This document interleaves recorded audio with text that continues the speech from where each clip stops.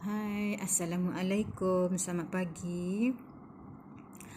Okey, untuk kali ini cikgu akan menerangkan tentang subtopik kecil iaitu peranan hormon dalam mengawal proses kehamilan dan juga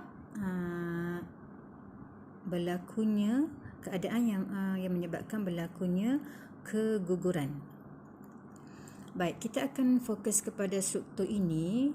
Struktur yang seperti donat ni diberi nama sebagai corpus luteum.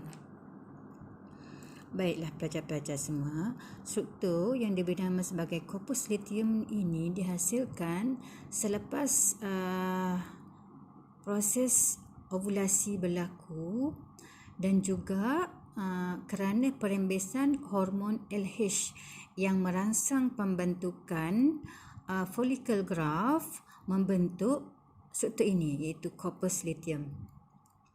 Baik, fungsi utama corpus luteum ni adalah sebenarnya untuk memastikan dinding endometrium terus berkembang untuk memberi nutrien kepada perkembangan embrio. Dan struktur ini hanya berperanan dalam 3 hingga 4 bulan yang pertama proses kehamilan sahaja. Okey. Corpus luteum berfungsi dalam tempoh 3 hingga 4 bulan pertama proses kehamilan sahaja. Okey, selepas 3 ke 4 bulan, corpus luteum akan merosot. Dan tugas perembesan hormon progesteron dan estrogen akan diambil alih oleh plasenta yang telah berkembang dengan sempurna. Okey, selepas pada 4 bulan, plasenta akan ambil alih tugas tersebut untuk hasilkan progesteron dan estrogen hinggalah kepada tempoh kelahiran.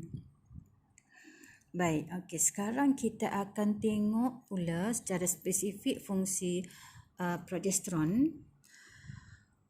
Okey, progesteron ni fungsi dia akan secara tidak langsung dia akan merencatkan penghasilan FSH dan juga LH. Maka kitar haid yang baru tidak akan terbentuklah. Ovulasi tidak akan berlaku sepanjang kehamilan. Okey, progesteron dan estrogen sekiranya berada pada tahap yang rendah dalam tempoh kehamilan akan menyebabkan berlakunya keguguran ataupun kelahiran pramatang.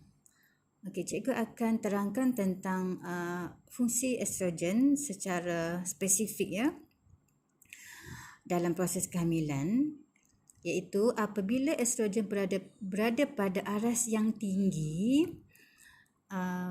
ibu yang hamil itu mungkin akan berhadapan dengan gejala ini iaitu pening, loya dan juga muntah.